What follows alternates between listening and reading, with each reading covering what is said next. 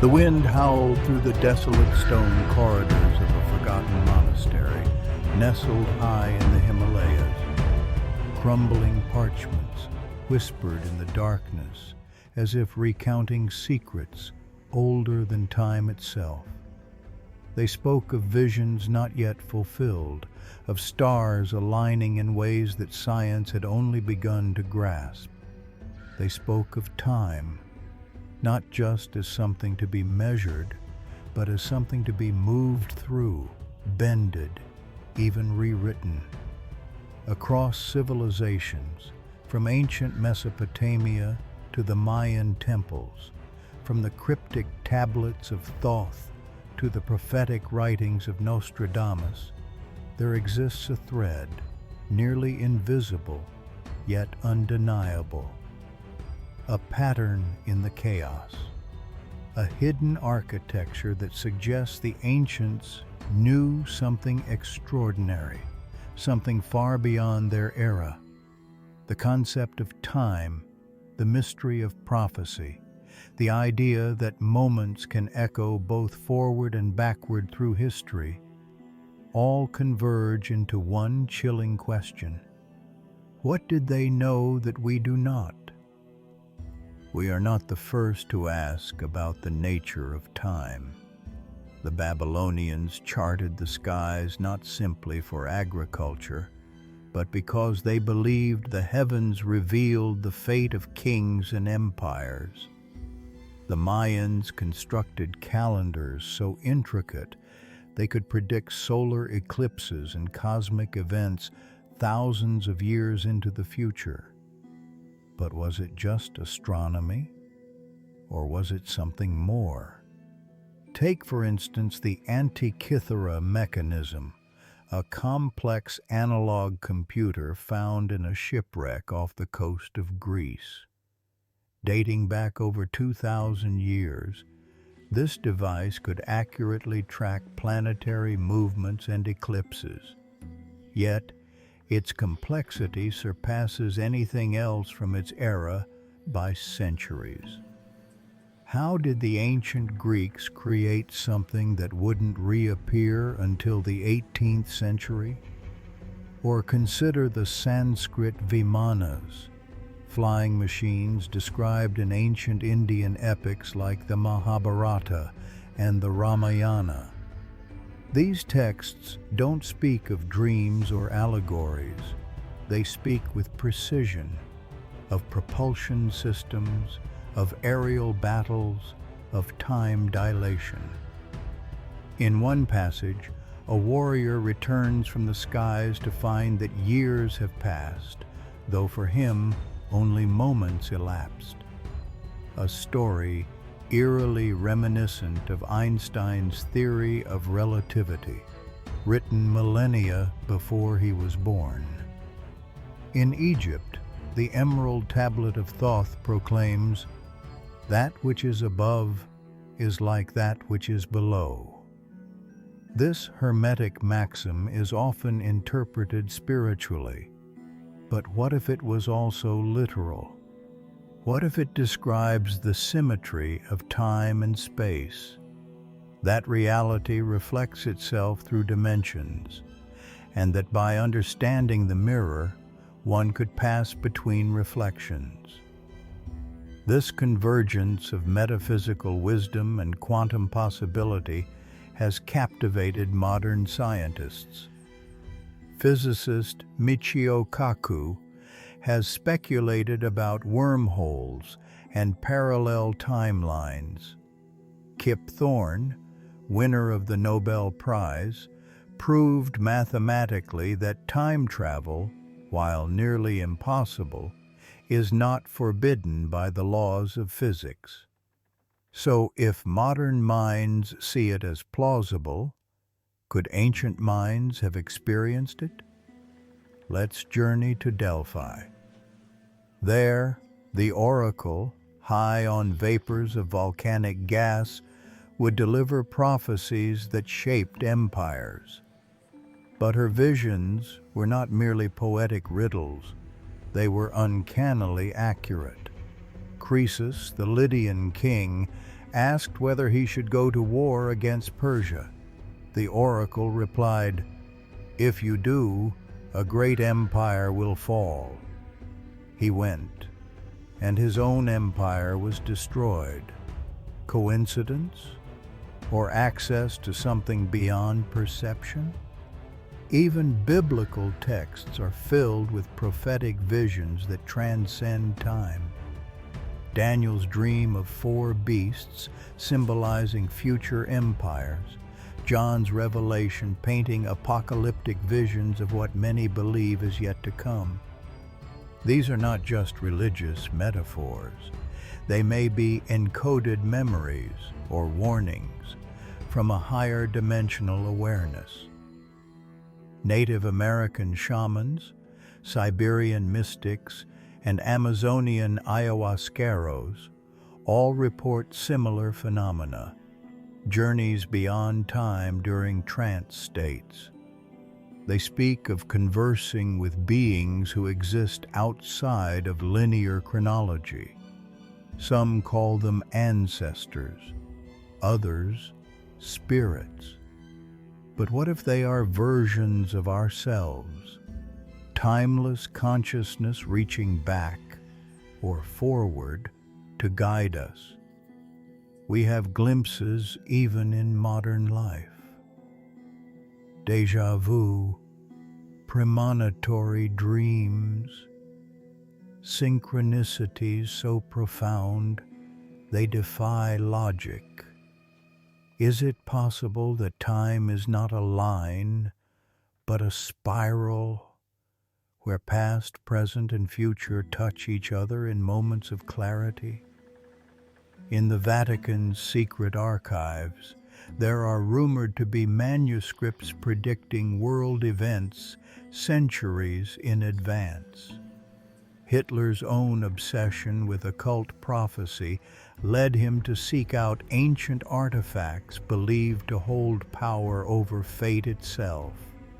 The Spear of Destiny, the Holy Grail. Why would a dictator be so obsessed with myth unless he believed it was rooted in something real? Even today, governments invest in researching time manipulation. The Montauk Project, CERN's Large Hadron Collider, DARPA's quantum computing initiatives. We aren't just studying time, we're trying to master it. But the ancients didn't just predict time. Some say they transcended it. The Dogon tribe of Mali described Sirius B, a white dwarf star invisible to the naked eye long before modern telescopes. They claimed beings from Sirius came to teach them, beings who traveled by bending time. And then there are the pyramids, aligned perfectly with Orion's belt, monuments that speak a language of light and shadow, geometry and resonance. Some researchers believe they functioned not only as tombs, but as stargates, structures designed to manipulate vibrational frequencies, frequencies that could, in theory, affect time. What if all of this points to a deeper truth? That prophecy is not just seeing the future, it is remembering it. That time is a frequency. That ancient temples, chants, and rituals were tuning forks, not just for the divine, but for time itself. The more we dig, the stranger it gets. Consider the Sumerians, the civilization credited with inventing writing. They left behind cuneiform tablets detailing not just laws and grain inventories, but star maps, accurate star maps, depicting celestial formations invisible without telescopic aid. Among their myths was a race of beings called the Anunnaki, described as descending from the heavens to teach mankind. Were they gods? Aliens? or perhaps time travelers bearing warnings or instructions from a distant tomorrow. This isn't just a rabbit hole, it's a network of tunnels stretching across the globe. From the Nazca lines in Peru, which are only fully visible from the sky, to the stone spheres of Costa Rica that align with celestial events, the message seems consistent. Look up, but also look within. Because perhaps the secret to time is not just written in the stars, but coded in consciousness. In deep meditative states, Tibetan monks have reported experiencing lifetimes in the span of hours. Some describe traveling to past incarnations or glimpsing future events. The concept of tulku in Tibetan Buddhism describes reincarnated masters who are consciously aware of their past lives. Is this memory or time travel through awareness? In ancient Greece, the philosopher Pythagoras claimed to remember his previous lives. His teachings on numbers and harmony were not just mathematical, they were spiritual keys to understanding reality's blueprint. Could his insights have come from somewhere or somewhen else? Let us not forget the Mayans. The 2012 phenomenon captured global attention, with some believing it marked the end of time. But Mayan scholars argue it was never an end. It was a reset, a cycle, closing and opening simultaneously. Their long count calendar reflects cosmic rhythms, suggesting they viewed time not linearly, but cyclically, a spiral once again. From a scientific standpoint, time is indeed malleable. Einstein's relativity shows that time slows down the faster you move, and in extreme gravity, it nearly halts. Black holes, with their immense pull, warp time itself. At their event horizon, time essentially stops. So, what happens inside? Could black holes be gateways, not just to other parts of space, but to other times? Some theoretical physicists propose the existence of closed time-like curves, loops in the fabric of space-time where events circle back on themselves. These loops, if harnessed, could allow for information or people to travel backward or forward in time. It's speculative, yes, but not impossible. What's even stranger is that we may have already experienced echoes of these loops. Have you ever heard of the chronovisor? An alleged device built by Vatican scientists in the 20th century, said to allow viewing of past and future events. Though widely considered a hoax, documents and testimonies from credible individuals persist.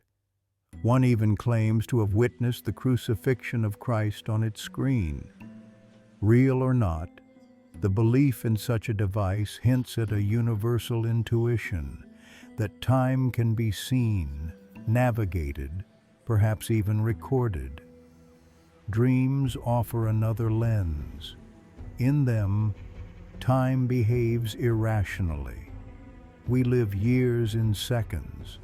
We meet people who no longer exist or have yet to exist. Carl Jung believed dreams were doorways to the collective unconscious, where all of human experience resides outside of time. Could our dreams be echoes, messages from future selves or past lives? And then there are the prophets. Edgar Casey, the sleeping prophet, diagnosed illnesses in his sleep and gave thousands of predictions. Many came true. He spoke of Atlantis, of pole shifts, of a future where humanity awakens to its divine nature. Nostradamus, too, in his quatrains, spoke in cryptic verses that eerily align with later events. Were they simply intuitive, or did they tap into a source of information beyond the constraints of time? The Akashic Records, a term from Theosophy, are said to be an etheric library containing every thought, action, and event in the universe, past, present, and future. Mystics claim to access it through altered states of consciousness. If such a field exists, then time is not lost. It's archived, waiting to be read. Let us entertain the idea that time is like a song. You can listen from beginning to end, or you can skip to your favorite verse. The past doesn't disappear. It vibrates on a different frequency. Prophets, seers, mystics, they are not predictors. They are listeners, tuning into verses we have yet to hear. And what about children who remember past lives? These stories, especially documented in cultures that accept reincarnation, show eerie consistency. A boy in India speaks of his previous village.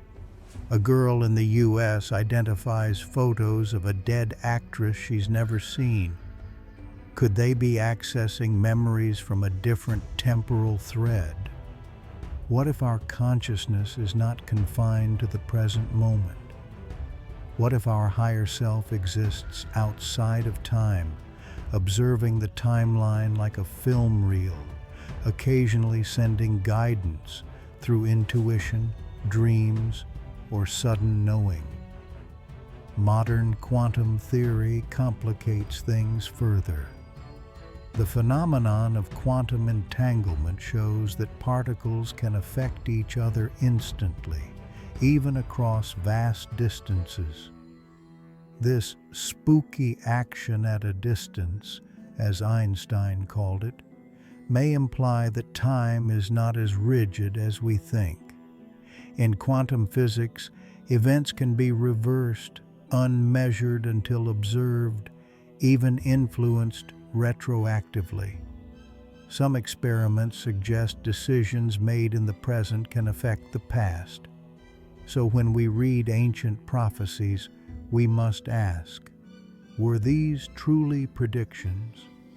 Or were they the result of someone peering across the veil, seeing what already is rather than what will be?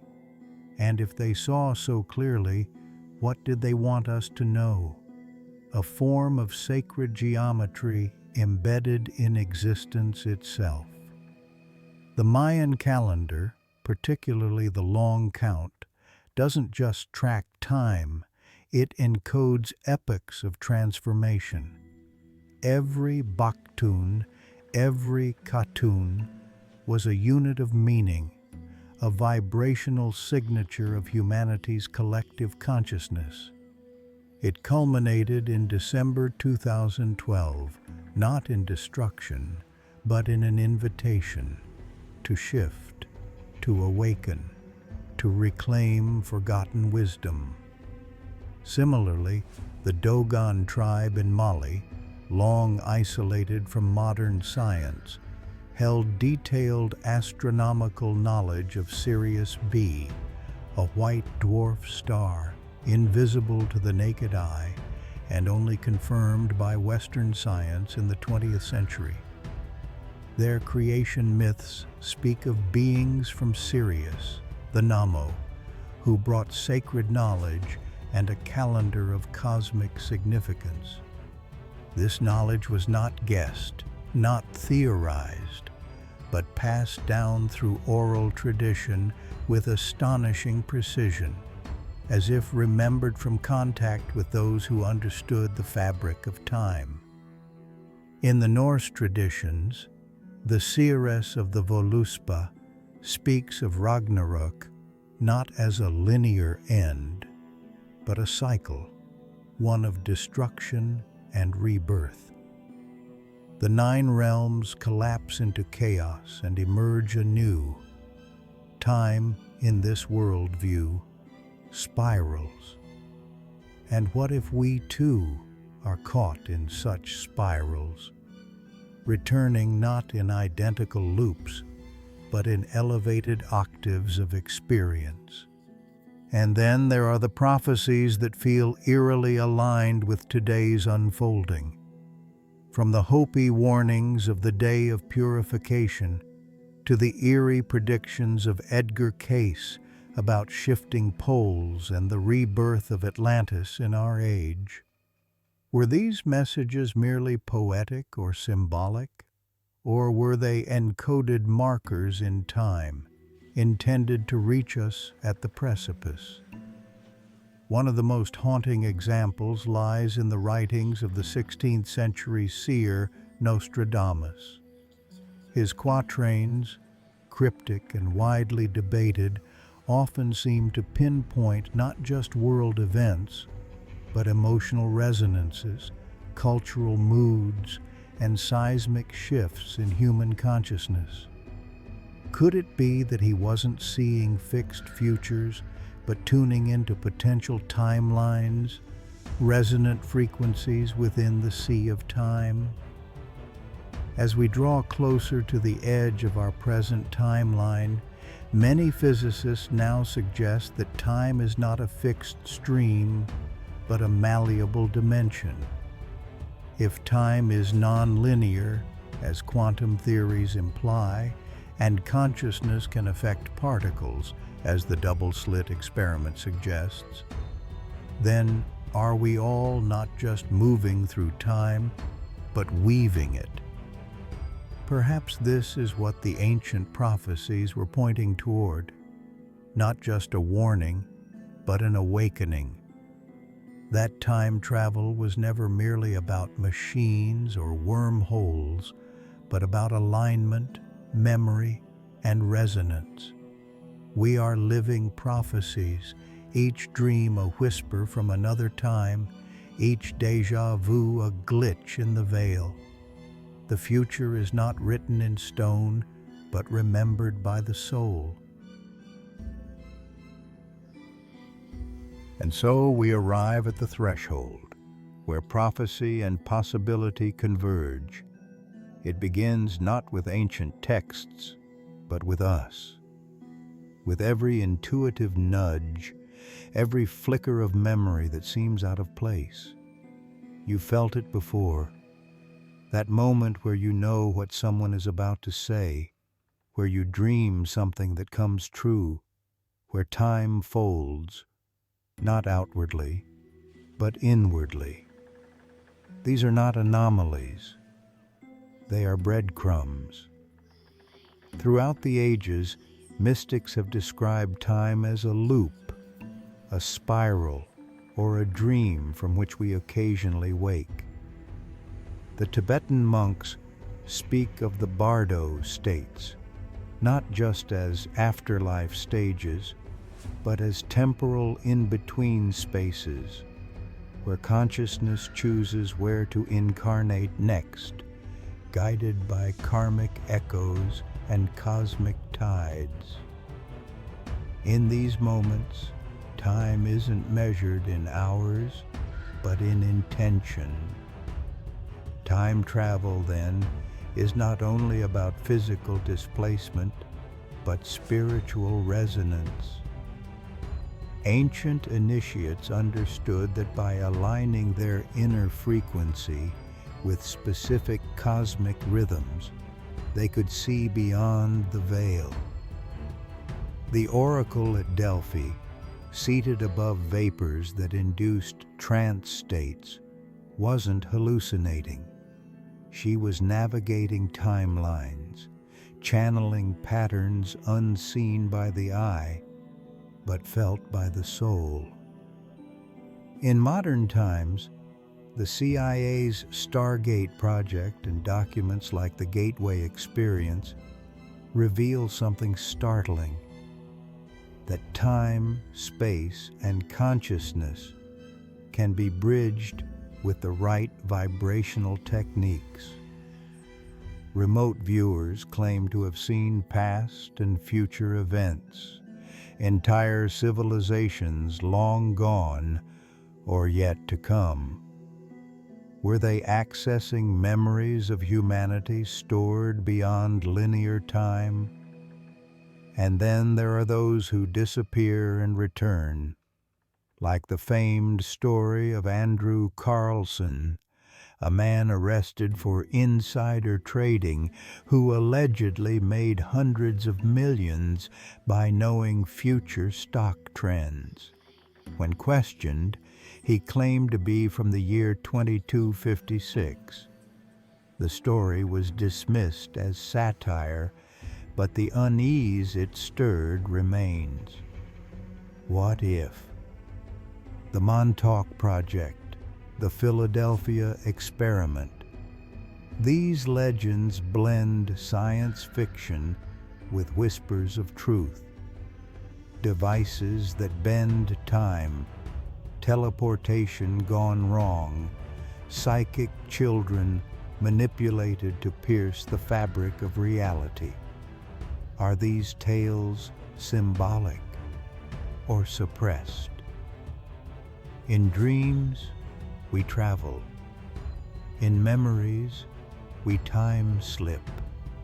In silence, we remember.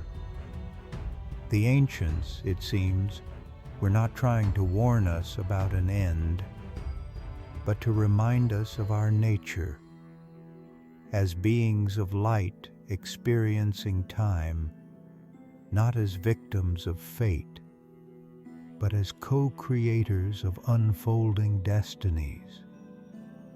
The question is not whether time travel exists, but whether we are ready to remember that we have always been traveling, that each thought sends ripples across eternity, that prophecy is not prediction, it's invitation.